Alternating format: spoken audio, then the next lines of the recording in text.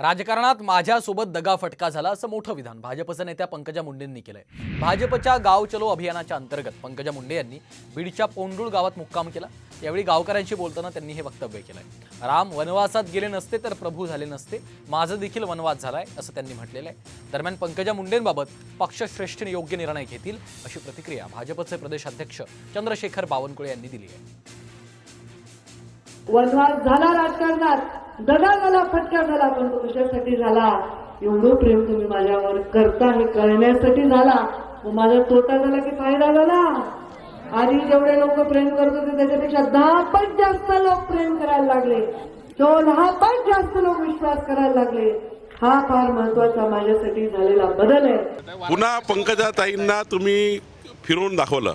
5 वर्ष त्या विधानमंडळात नाही आहे किंवा लोकप्रतिनिधी म्हणून नाही आहे, त्यामुळे त्यांनी सहज वक्तव्य केलं आहे। पंकजाताई आमच्या नेत्या आहेत, भारतीय जनता पार्टीच्या नेत्या आहेत, केंद्रीय नेतृत्व आणि त्या केंद्रात नेत्या आहेत, त्यामुळे केंद्रीय नेतृत्व लवकरच चांगला निर्णय घेईल अशी आमची अपेक्षा आहे।